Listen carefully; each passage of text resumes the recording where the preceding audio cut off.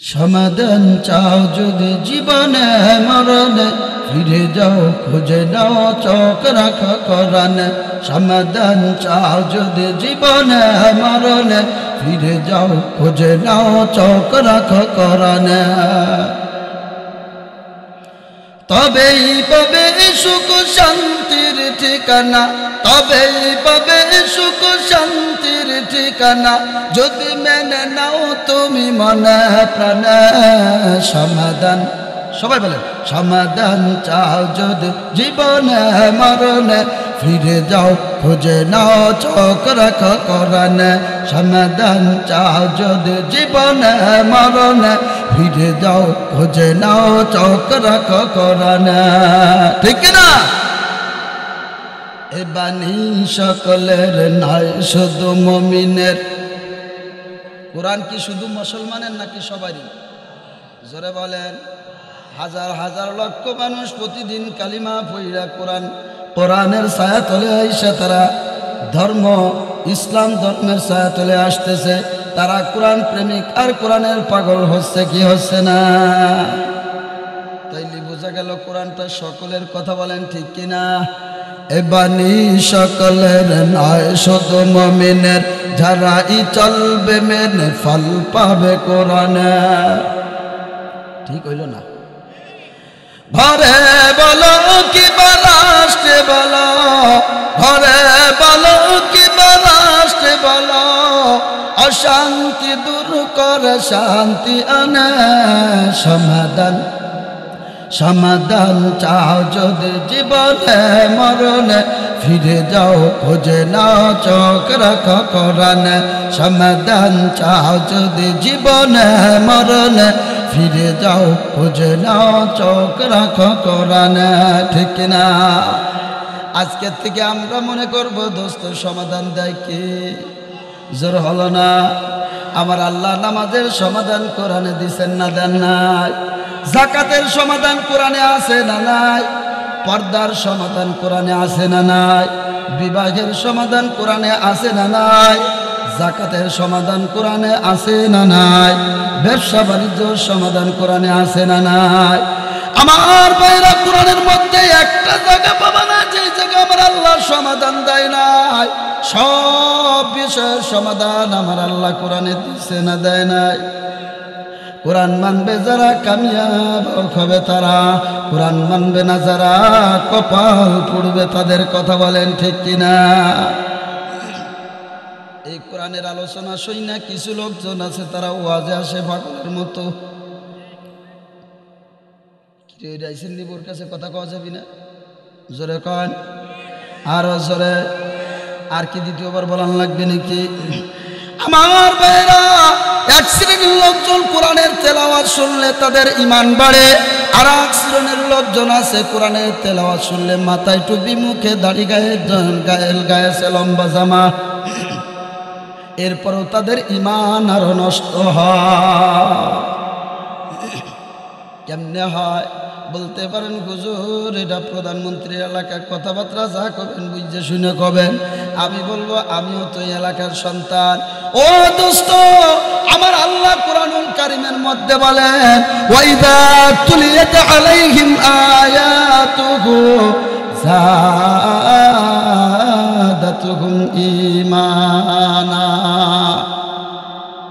আমার আল্লাহ কুরআনুল কারীমের মধ্যে বলেন, ইমানদারের সামনে যখন আল্লাহ পাকের কোরআনের আয়াত তেলাওয়াত করা হয়, ইমানদারের ঈমান আরো বাইরে যায়।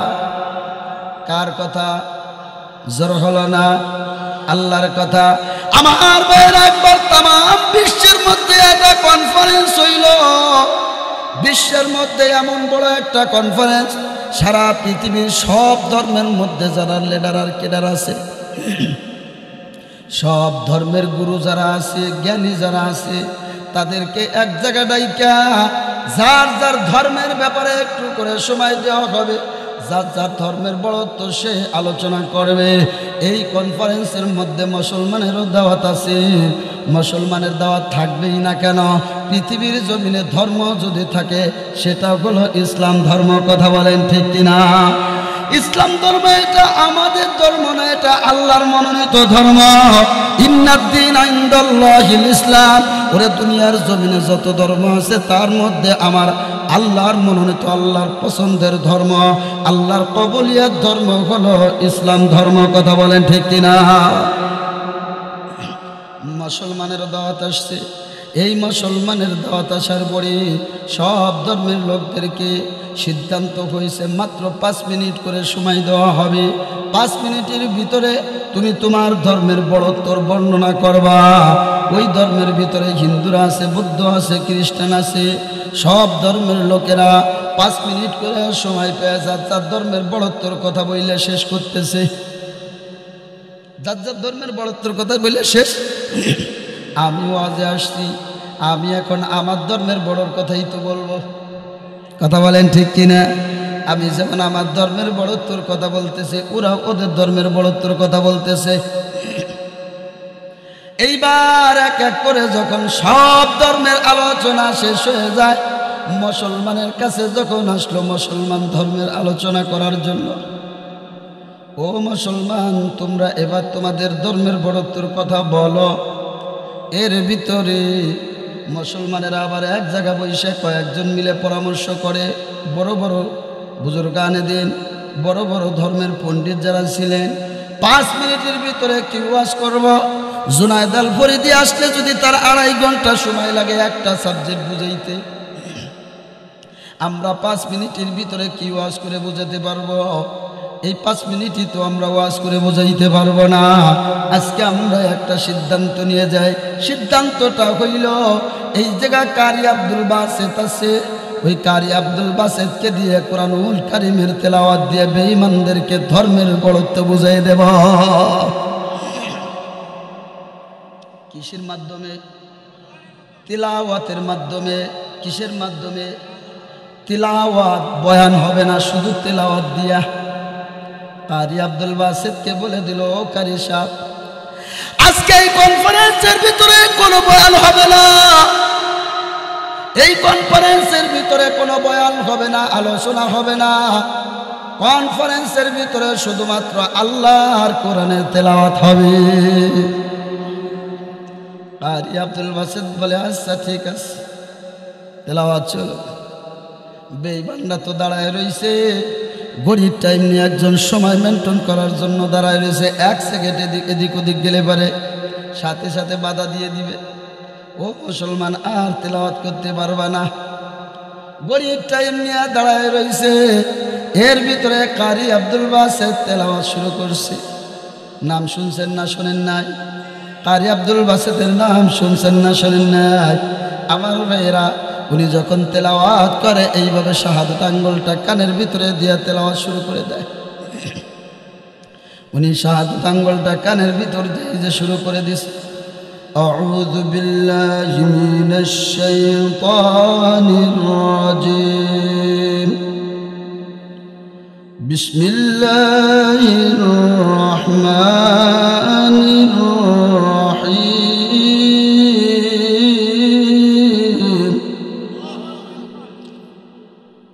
ইয়াসিন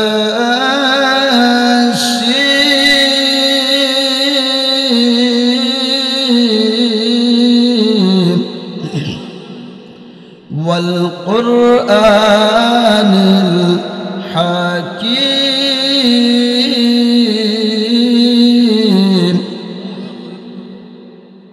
ইন্নাকা লামিনাল মুরসালিন।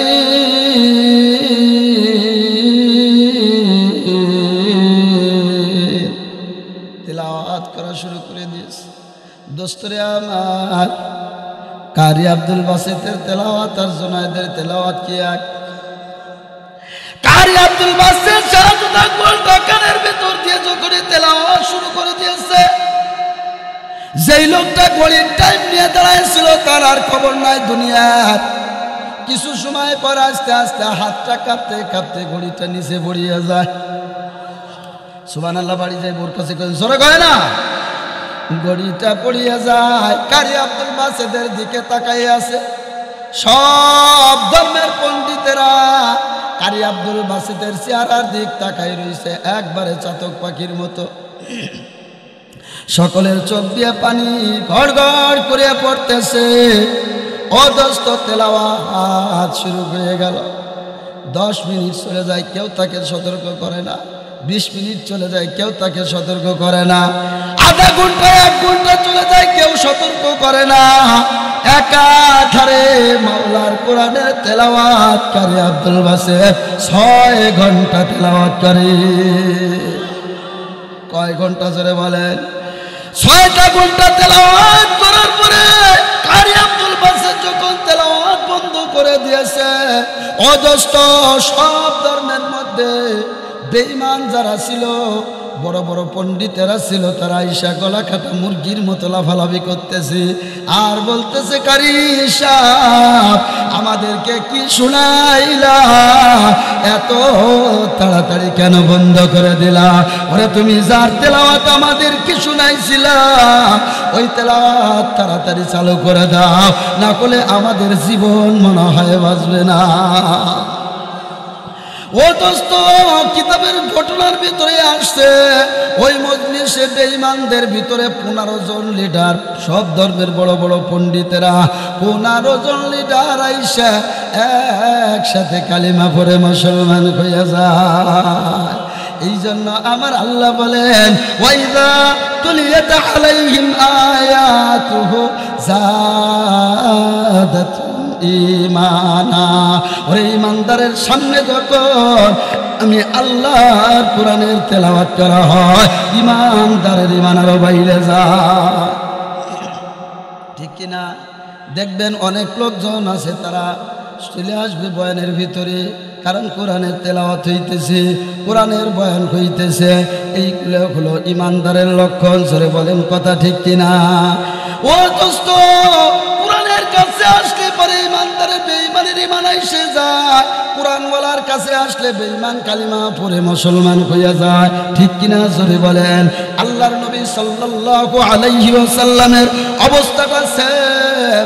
আমার নবী, ও দোস্ত, যখন এই কোরআনের দাওয়াত দেওয়ার দায়িত্ব হয়ে গেল, জমিনের মধ্যে বলবে এক আল্লাহ, কুল হুয়াল্লাহু আহাদ, আল্লাহ একজন, লা শারীকা লাহু, আল্লাহর কোনো শরীক নাই। কথা বলা ঠিক কিনা? হে নবী, আপনি तमाम বিশ্বের সব মানুষকে জানায় দেন, আল্লাহ হলো একজন, আল্লাহর কোনো শরীক নাই। নামাজ হবে আল্লাহর জন্য, রোজা হবে আল্লাহর জন্য, যাকাত হবে আল্লাহর জন্য, পর্দা হবে আল্লাহর জন্য, দান সদকা হবে আল্লাহর জন্য। ঠিক কিনা? সব কিছু কার জন্য? আল্লাহর জন্য। ও নবী, আপনি এই দাওয়াতটা দিয়ে দেন। দোস্তরে আমার, নবীর উপর যখন এই আদেশ এসে গেল, আল্লাহর নবীকে সব বেঈমানেরা আল আমিন বলে উপাধি দিয়েছে। নবী যখন এই দাওয়াত দেওয়ার জিম্মাদারি পান নাই, যত সময় পর্যন্ত, তার আগ পর্যন্ত নবুয়তি পান নাই। দোস্তরে, এই সময় নবীকে সব বেঈমানেরা বলেছে আল আমিন। মুহাম্মদ হলো আল আমিন, আব্দুল্লাহর বেটা মুহাম্মদ। মুহাম্মাদের মতো ভালো মানুষ আর দুনিয়ায় হতে পারে না। অদ্বিতীয় একজন মানুষ যদি থেকে থাকে দুনিয়ার জমিনে বিশ্বাসী হিসেবে, মুহাম্মদ হলো বিশ্বাসী। মুহাম্মদ আমানতের খেয়ানত করে না। মুহাম্মাদের কাছে যেই কাজ যায়, ওই কাজের মধ্যে কোনো 2 নম্বরই হয় না। মুহাম্মাদের মতো ভালো মানুষ আর দুনিয়ায় হতে পারে না। সমস্ত বেঈমানেরা সার্টিফিকেট দিয়ে দিল। দোস্তরে আমার, অবস্থা দেখে সর্বপ্রথম মাথা নষ্ট হয় তার চাচা আবু জেহেলের। সর্বপ্রথম কার? আবু জেহেল। দেখবেন মাদ্রাসা মসজিদ করলে মসজিদের বিরোধী করবে সর্বপ্রথম ঘরের লোকজন। এলাকার মধ্যে দিয়ে দুশ্মনী শুরু করিয়া দেয়। পূর্বের থেকে এটাই চলে আসছে। ও দোস্ত, মাদ্রাসা তাদের ভালো লাগে না। বাতিজা মাদ্রাসা দিছে, মনটা খারাপ হয়ে যায়। আজকে আমার আর আপনজন আর একজন মাদ্রাসা দিলে ভালো লাগে না। অথচ দুনিয়ার জমিনে কত জুয়া হইতেছে, গান বাজনা হইতেছে, মাথা খারাপ লাগে না? আছে না নাই? আবার ভাইরা, সর্বপ্রথম নবীজির চাচার মনটা খারাপ হয়ে যায়। নাম হলো আবু জেহেল। ঠিক কি ঠিক না? আবু জেহেলের এই অবস্থা দেখে আবু জেহেল কয়, কিভাবে মুহাম্মাদের দাওয়াতকে বন্ধ করা যায়? এই সিস্টেমটা চালু করা লাগবে। মুহাম্মদকে আগাইতে দেওয়া যাবে না, মুহাম্মদকে খতম করে দেওয়া লাগবে। কেমনে খতম করব? মুহাম্মদকে আগে একটা বিপদে ফেলার লাগবে। আমরা তো পারবো না সোজা করার জন্য। বিধর্মীদের লিডার যারা আছে তাদের কাছে জানায়া দেয়, একটা চিঠির মধ্যে লেখছে আব্দুল্লাহর বেটা মুহাম্মদ অনেক বড় খারাপ, মুহাম্মাদের মতো খারাপ লোক হয় না। শুরুতে লেখছে প্রশংসা, নিচে আইসাল বদনাম লেখা চিঠিটা পাঠিয়ে দিয়েছে বাদশাহ হেরাক্লিয়াসের কাছে। ও বাদশাহ হেরাক্লিয়াস, কোন সম্রাট, এই যে মক্কার জমিনে আব্দুল্লাহর বেটা মুহাম্মদ আছে, তার মতো খারাপ লোক দুনিয়ায় হতে পারে না। চিঠিটা লিখে পরে তার কাছে পাঠাইয়া দিছে। দোস্তরে আমার, সব জায়গার একটা নিয়ম আছে, যদি তার নামে কোনো কমপ্লেন হয়, মামলা হয়, আগে ওখানে একটা তদারকি করা লাগে, ওখানে একটা ইনকোয়ারি করার দরকার আছে না না? ইনকোয়ারি করা লাগে। ইনকোয়ারির জন্য দোস্তরে সে ওই বাদশাহ রোম সম্রাট বাদশাহ হেরাক্লিয়াস 40 জন মন্ত্রীকে এক জায়গা গুছায় বলছে, ওই জায়গা তোমরা যাবা মক্কার জমিনে, যাইতে সময় লাগবে এতদিন, আসতে সময় লাগবে এতদিন, আর তোমাদেরকে এতদিন একটা সময় দিয়ে দিলাম, একটা নির্ধারিত মেয়াদ দিয়ে দিল, আর কিছু টাকা দিয়ে দিল সরকারি তহবিল থেকে। এই টাকাগুলো তোমরা খরচ করবা। ভাড়া দিয়ে দিল, আসা যাওয়ার থাকার, আর যত টাকা খাবে সব টাকা পয়সা সরকারি তহবিল থেকে দিয়ে মুহাম্মদকে যাচাই করার জন্য পাঠাইয়া দেয়। যাই দেখবা মুহাম্মদ কি আসলে লোকটা খারাপ নাকি। বেঈমানদের লিডার ও দোস্ত 40 জন নেতা কর্মীকে, 40 জন মন্ত্রী বর্গকে যখন পাঠাইয়া দিল, ওরা মক্কার জমিনে আইসা সর্বপ্রথম খোঁজে আব্দুল্লাহর বেটা মুহাম্মদ কোথায়। আল্লাহর রসুলকে খুঁজে বের কইরা এরপরে রসুলের আচার ব্যবহার দেখা শুরু করে দেয়। আসলে মুহাম্মাদের কথা যে শুনলাম মুহাম্মদ খারাপ, আমরা একটু দেখি মুহাম্মদ আসলে ভালো না খারাপ।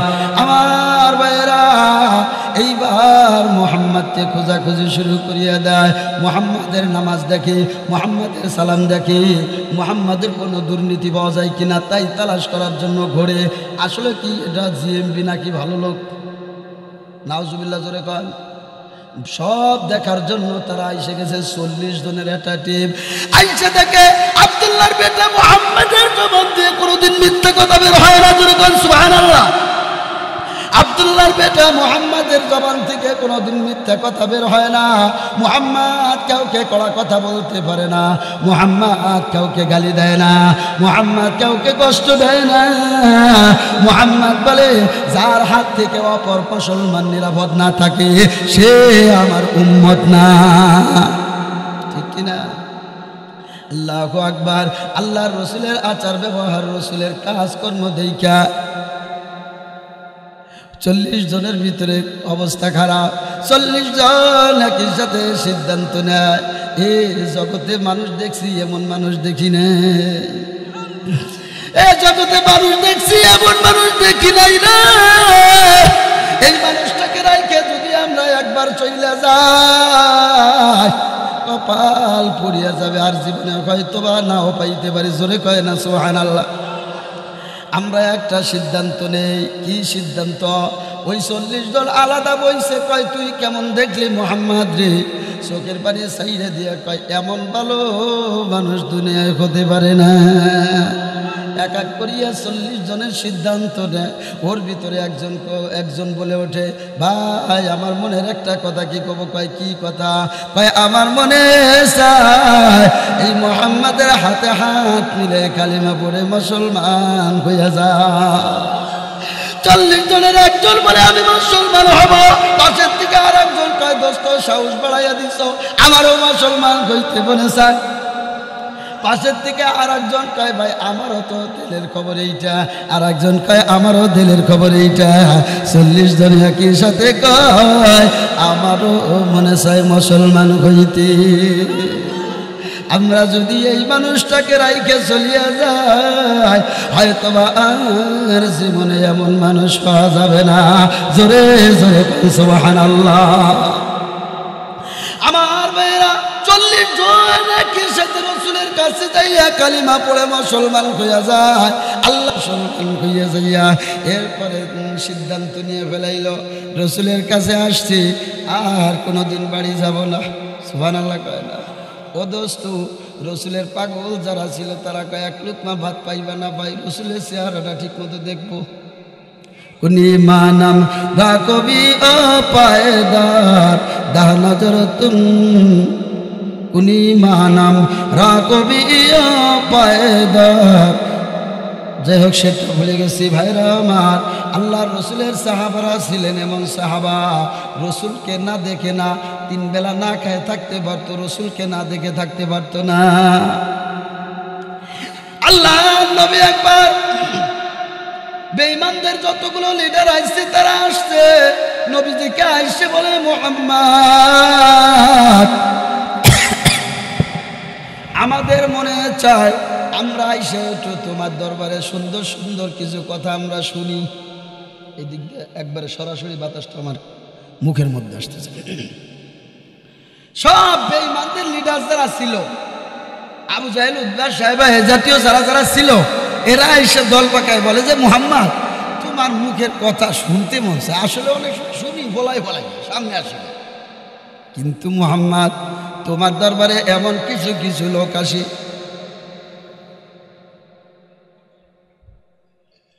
আল্লাহু আকবার, এমন কিছু কিছু লোকজন আসে যাদের বংশ পরিচয় একেবারে দুর্বল, যাদের দেখতে পারে একেবারে দুর্বল, যারা গরিব অসহায়, তাদের পাশে বসলে পারে আমাদের প্রেস্টিজ নষ্ট হয়। জোরে কর নাউজুবিল্লাহ। বেঈমানদের চিন্তা ভাবনা, বেঈমানি চিন্তা ভাবনা, কথা বলেন ঠিক কিনা? মুহাম্মদ, তুমি যদি ওগো কয়তা যে তোরা অমুক দিন আসিস না, ওই দিন আমরা আসতাম, ওদের পাশে বসলে আমাদের প্রেস্টিজের কি বাধা হয়। এই হিংসা, ইমান না থাকলে যে হিংসা হয় সেই হিংসা, কথা বলেন ঠিক কিনা? আর ইমানদারেরা যত বড়ই হোক তারা বলে আমি কিচ্ছু না। সাদের শাহ হুজুর আপনাদের গোপালগঞ্জের সন্তান, উনি নামের শুরুতে লিখতেন নাসির শামসুল হক, কথা বলেন ঠিক কিনা? নাসির শামসুল হক, আমি কিচ্ছু না। আর বেঈমানদের কথা আমি, মুহাম্মদ যদি তারা না আসতো আমরা একটু আসতাম, আমরা কালিমা, আমরা তোমার দরবারে এসে তোমার কিছু ভালো ভালো কথা শুনতাম। আল্লাহ রসুলের মনটা তো পরিষ্কার, ঠিক কিনা? রসুল সাহাবাই কিরামদের কয়েকজনকে ডেকে কয়, ও আমার সাহাবারা, তোমরা তো আমার এমনি পাগল, ও আমার সাহাবীরা তোমরা তো আমার এমনি পাগল, আমারে ছাড়া তো তোমরা কিছুই বোঝো না, তোমাদেরকে ভালো বলি আর খারাপ বলি, তারপরেও তো তোমরা আমার পাগল। মক্কার জমিনের যেই সমস্ত বেঈমানেরা, লিডারেরা, ক্যাডারেরা আমাদের সব জায়গা আমাদের কাটা হয়ে দাঁড়ায়, আমাদের বাধা দিয়ে দাঁড়ায়, ও আমার সাহাবীরা, ওরা একদিন আসতে চায়, আমার মুখের কিছু কথাবার্তা শুনবে, হতে পারে আল্লাহ পাক তাকে হিদায়াত দিয়ে দিতে পারে, কথা বলেন ঠিক কিনা? তোমরা যদি 2 একদিন না আসো তাতে সমস্যা নাই, অমুক দিন তোমরা আসবে না, সব বড় বড় নেতা কর্মীরা আসবে, আমার ভাইয়েরা, হযরতে বিলাল, আম্মার ইবনে ইয়াসির, এ জাতীয় সাহাবীদেরকে নবী ডাক দিয়ে বললেন, তোমরা আগামীকালকে আমার দরবারে আসবে না, আগামীকালকে আসবে হলো মক্কার জমিনের বড় বড় কাফেরেরা। সাহাবাই কিরাম সাথে সাথে পাগল হয়ে গেছে। আল্লাহ কয় কি মাথায় বাড়ি কথা, এইটা কি সম্ভব নাকি? রসুলকে একদিন না দেখে কেমন থাকবো? জোরে কয় না সুবহানাল্লাহ। একদিন না দেখে রসুলকে কেমনে থাকবো? পাগলের মতো হয়ে গেছে। মসজিদের ভিতরে যাইয়া নামাজ পড়িয়া দাঁড়াইয়া 2টা হাত আল্লাহর দরবারে উঠে আল্লাহ আল্লাহ, নবীজি যা বলে আমাদের তো তাই মানা লাগবে। নবীজির কথা না মাইনে তো আমাদের কোনো উপায় নাই। হুজুর আজকে কি সিদ্ধান্ত দিল, আগামীকালকে নাকি আমার যাওয়া লাগবে না, আমাদের যেতে নিষেধ করেছে। আমরা রসুলকে না দেখে তো থাকতে পারবো না। আল্লাহ, আমরা সহ্য করতে পারতেছি না। আল্লাহ রাব্বুল আলামিন হযরতে বিলাল এবং আম্মার ইবনে ইয়াসিরের দোয়া দোয়াকে কবুল করিয়া নবীর কাছে রাসূল ওহীর মাধ্যমে জানায় দেয়। জিবরিল আমিন যাইয়া বলে, ও জিবরিল আমিন যাইয়া বলে, ইয়া রাসূলুল্লাহ, ইয়া হাবিবাল্লাহ, আপনি যে সিদ্ধান্ত নিয়েছেন সিদ্ধান্তর উপরে আল্লাহ নারাজ। ইয়া রাসূলুল্লাহ, ইয়া হাবিবাল্লাহ, আপনি যে সুন্দর একটা ফয়সালা দিয়েছেন, বেঈমানের হয়তোবা কালিমা পড়ে মুসলমান হবে, কিন্তু আল্লাহ পাক বলেছেন সেটা নয়। যা আমার যারা পাগল আছে, আমার যারা আশেক আছে, এরাই রসুলের কাছে যাবে, বেঈমান আসুক বা না আসুক। কথা বলেন ঠিক কিনা? বেঈমান আসুক বা না আসুক, আমার আশেক আর আমার পাগলদেরকে আগে ডাইকে সান্ত্বনা দাও। নবীজি তাড়াতাড়ি আম্মার ইবনে ইয়াসির, বিলাল রাদিয়াল্লাহু তাআলা আনহুকে ডাইকে সামনে আনলেন, আইনা বললেন, ওগো আমার সাহাবীরা, আমি আজকে থেকে সিদ্ধান্ত নিলাম আমার দরবার সাইডে আর তোমাদের যাওয়া লাগবে না, আর যাওয়া লাগবে না। আমার ভাইয়েরা, এইটা ছিল সাহাবায়ে কেরামের অবস্থা। ওই যে 40 জন রোম সম্রাট পাঠাইছিল, ওই 40 জন আসছিল রসুলকে দেখার জন্য, ইন্টারভিউ নেওয়ার জন্য, ঠিক কিনা? 40 জন কালিমা পড়িয়া সিদ্ধান্ত নিয়ে ফেলাইছে। আগে মাথার মধ্যে ছিল জয়টা, আছে না নাই? জোরে কয় না? বর্তমান কিছু কিছু লোকজন আছে, মাথার চেহারা দেখলে মনে হয় উনুমেনের বাচ্চা আছে নাকি? হ্যাঁ, কিছু পীর আছে, পীর না খির, ও মাথার দিক তাকাইলে বলে মনে হয় জানি কি, আরে ঠাটা জঙ্গলের ভাগল লাগছে, মাথা ওই না, আছে না নাই? চুলি জট পড়ে গেছে রে দোস্ত। এরা আবার একবারে মুরাকাবায় বৈশা পর্যন্ত দেখে বেলায়।